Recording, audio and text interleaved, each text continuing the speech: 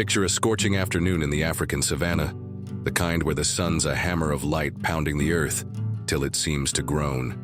The heat rises in trembling waves, and the air hums with the raspy song of cicadas, mingling with the rustle of tall grass swaying like a golden sea under the hot wind.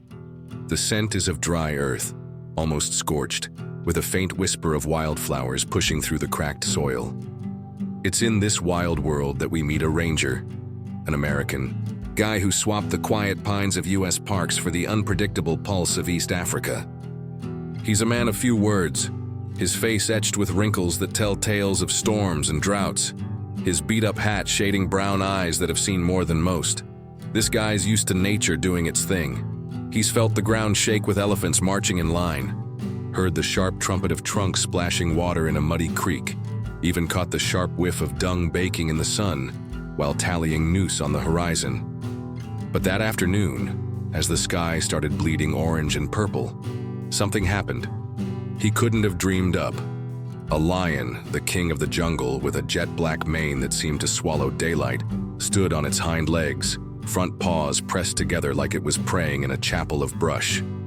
Silence dropped heavy, as if even the birds held their breath. It felt almost spiritual, you know? Like the universe had tapped him on the shoulder and said, "Hey, pay attention. This one's for you." The pride around that lion wasn't stirred up. No growls, no bared teeth, just an odd calm, almost reverent, like they knew something big was brewing. The ranger rubbed his neck, sweat trickling down and soaking his already sticky shirt, muttering to himself, "What in the heck's going on here?" He tangled with snakes, poachers, even a flood that nearly swept his truck away in a raging river. But this?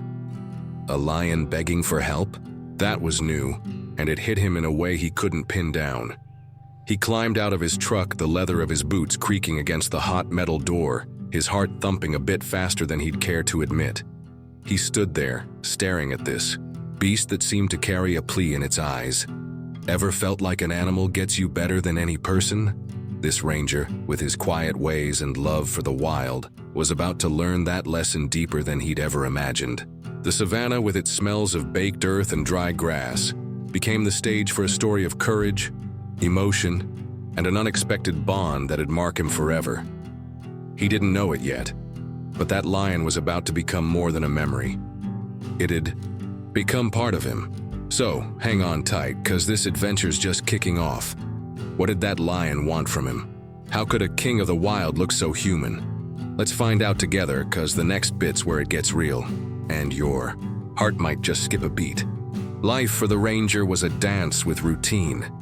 Every day he'd wake before dawn, the sky still a gray canvas speckled with lazy stars. Sitting on the base's porch, he'd sip a black coffee that scalded his tongue, steam curling up while the radio crackled weather reports he'd memorized. Then he'd hop into his old truck, a beat-up he called Betsy, with a wry grin, like teasing a trusty pal, and rumble down the winding savanna trails. The engine's growl echoed low, kicking up dust clouds that shimmered in the morning sun, the scent of diesel blending with the sweet tang of acacia blooms along the path. Patrolling was straightforward, but never dull. He'd check the water holes, counting zebras crowding in to drink, their black and white stripes quivering in the heat. He'd jot sightings in a battered notebook, a vulture here, a gang of giraffes gliding through the trees there, and keep an eye out for poacher signs, fresh tracks, tossed cans, the glint of a forgotten shell in the grass, the heat plastered, his shirt to his back, sweat tracing thin lines, but he loved it. The solitude, the whistle of wind through dry branches, the way the savanna felt alive, breathing right alongside him. But that afternoon, everything shifted. The sun was starting to melt the horizon, painting the sky orange and gold. When he pulled up near a cluster of gnarled acacias, the trees seemed to sway with the breeze, their long shadows stretching like fingers across the red dirt. He was adjusting his hat, feeling the warm leather against his forehead when he saw it. A massive lion with a jet-black mane standing on its hind legs. Its front paws were pressed together, like it had picked up praying from some lost preacher in the bush. The buzz of insects and the snap of dry leaves were the only sounds. but the pride lounging in the shade, eyes half closed, lent the scene an almost holy weight. "What the heck's this?" he mumbled, stepping down from the truck, his heart giving a jump he tried to shrug off. The lion didn't budge, just held its ground, body steady despite the strain of balancing. The fading light hit its mane, making it look like it was hiding fire, and those amber eyes met his with a raw urgency that cut through the air. He'd seen lions take down prey with brutal precision, roar to claim their turf, rule the savannah with a single stride. But begging for help, that was otherworldly, and it stirred something deep in his chest he couldn't name. He grabbed his binoculars, the metal warm and slippery in his calloused hands, and took a closer look. The lion wasn't hurt, but its shoulders were tense, carrying a quiet desperation he couldn't explain. "What do you want me to do, big guy?" he asked under his breath, almost chuckling at his own confusion. The pride stayed still, a few lifting their heads like they were sizing up a stranger at the gate. He stowed the binoculars and stepped forward, the dry ground crunching under his boots, his chest tight with curiosity and a chill up his spine. The sun was nearly gone, the sky ablaze, when the lion slowly lowered its paws and started walking. Not a threat, but an invitation. And he followed, the truck's hum fading behind him. No clue he was stepping into a tale that'd change everything. He trailed the lion with hesitant steps, boots crunching firm on ground that rasped like old gravel. The air hung thick, laced with the damp smell of greenery rising after a hot day, mixed with a swirl of dust dancing in the faint twilight glow. The sun had dipped below the horizon, and the purple sky barely lit the path through twisted, thorny brush that snagged at his shirt. The lion led the way, its black mane swaying like a dark flag, glancing back now and then as if to say, "Hurry up, human." With years of wildlife instinct under his belt, he felt a shiver that wasn't from the breeze. Something big was tugging at his gut. After a few minutes slicing through the thicket, a sound pierced the quiet, a low, hoarse whimper, nearly muffled by the snapping dry twigs around them. The lion stopped by a tangle of thorns and deadwood, and there, caught in a rough rope snare, was a younger lion. It was lean, its golden fur streaked with dried blood, front paw twisted at an angle that turned his stomach just to see. The beast struggled weakly, each tug tightening the knot, the metallic tang of blood rising in the warm air and sticking in his throat. He froze, breath caught, thinking, who hasn't seen a friend hurting and wanted to tear the world apart to help? The big lion stood by the young one, eyes locked on it, and nudged it gently with its snout, like comforting a kid brother. It wasn't just instinct. There was a sharpness there, an emotion that made him swallow hard and wipe his hands on his jeans, jittery. That weird prayer move back there wasn't some fluke. It was a desperate act from a leader trying to save one of its own. "You dragged me out here, huh, big fella?" he said softly, chuckling at the madness as he shrugged off his pack. The scene was a gut punch, a jungle king baring its heart to a random human. He crouched slow, his knee popping like old timber, the earth's heat seeping up through his rough hands.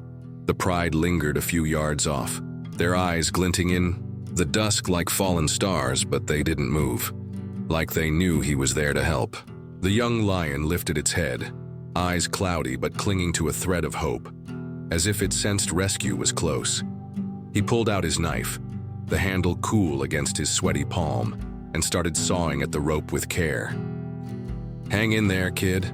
I'll get you out," he muttered, the blade's rasp cutting through the stillness. His heart was in his throat, but he kept steady. One slip, and he could be dinner for that whole crew. The big lion stood still, tail flicking slow, almost a nod of trust. With every snap of the rope breaking, he felt he was doing more than an animal rescue. He was crossing some unseen line, stepping into a deal with the wild he'd never shake off. He finished cutting, the rope hitting the dirt with a dull thud, and glanced at the young lion, who let out a shaky sigh. What had come next, though? His knife sliced through the rope with a sharp sound, like a low drum echoing in the jungle's hush. The air had shifted, now cool with the scent of crushed leaves under his knees. thick with moisture that clung to his skin and dripped slow beads of sweat. The young lion whimpered softly, eyes half shut with pain. As the snare gave way bit by bit, the rough cord falling like a dead snake. He worked fast, but careful. One wrong move, and the beast might panic, or the pride might figure the human was more trouble than he was worth. "Easy, buddy, almost there," he whispered, more to steady himself than the lion. A few yards off, the big lion kept watch, tail swaying like a slow pendulum, its mane catching the moonlight creeping up the sky. Silver rays sliced through the brush shadows, painting everything in a dreamlike glow, and he felt the pride stares heavy on his back. 10 pairs of eyes, flickering like embers in the dark. But they didn't stir. It was like they'd struck, a silent pact, trusting this stranger in boots and a hat messing with the rope. "Who'd have thought I'd be the hero to a bunch of lions?" he mused, grinning inside as he cut the last strand, the sound of it snapping ringing out like relief. When the snare dropped, the young lion let out a rough sigh and tried to stand, but its hurt paw buckled with a crack that made him wince. Without a second thought, he yanked open his pack, the zipper tearing through the night's quiet, and grabbed his first aid kit. With a water bottle and an old rag, he cleaned the wound, the liquid running red into the dirt, then smeared on an ointment that smelled of bitter herbs and old-school pharmacy. Not fancy, but it'd hold off infection. The little lion stayed still, almost grateful, and he gave its shoulder a light pat. "You're tough, huh, kid? Hang on. Danger still." Buzzed in the air, a tight hum that prickled his arms.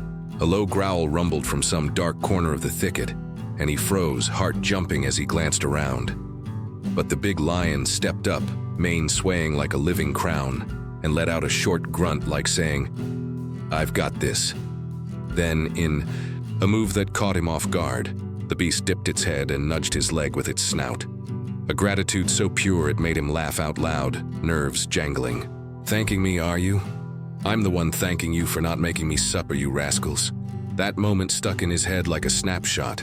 The moonlight washing over them, the smell of herbs and damp earth, the weight of that warm touch on his leg.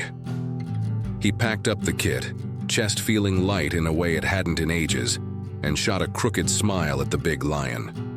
He knew he'd shown courage, sure, but also a compassion that bridged the gap between man and beast.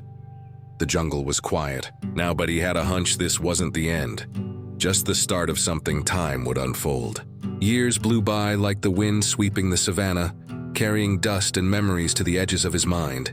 He kept up his ranger gig, hair now flecked with more gray, hands rougher from ropes and maps, but those brown eyes still sharp, lit with a love for the wild.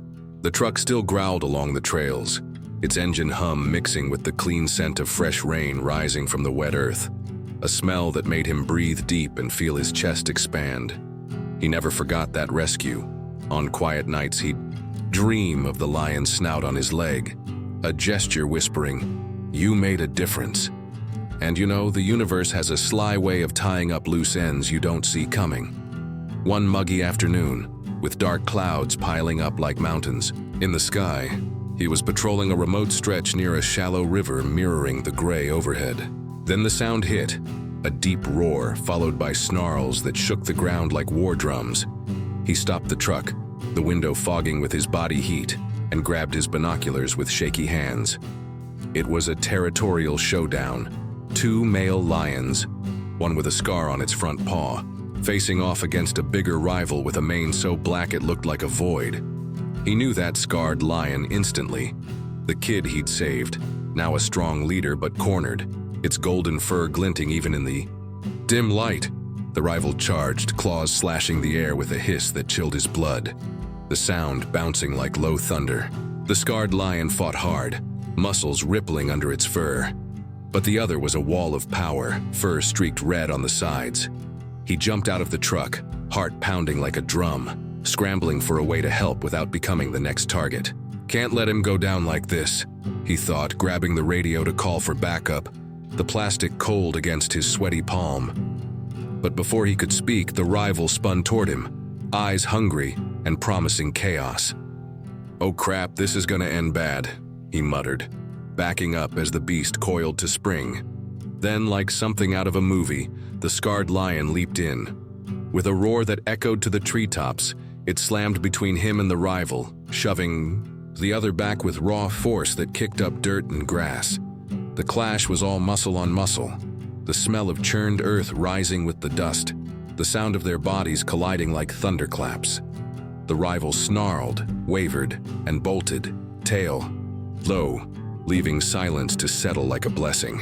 He stood there, chest heaving, staring at the lion he'd saved, and that had just returned the favor in a fight that could have ended him. "You didn't forget, huh?" he said, voice shaky with feeling.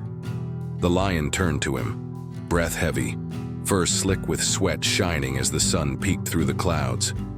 Took a slow step closer, eyes steady with a quiet trust that felt almost holy. "You grew up good, partner," he said, laughing softly as the beast neared, mane swaying like a living crown. He felt a warmth in his chest, a mix of pride and gratitude, and thought, sometimes you plant a seed and don't know what'll sprout. Could a bond like that really span time and the wild? The fight ended, but the savannah seemed to carry an echo of that moment.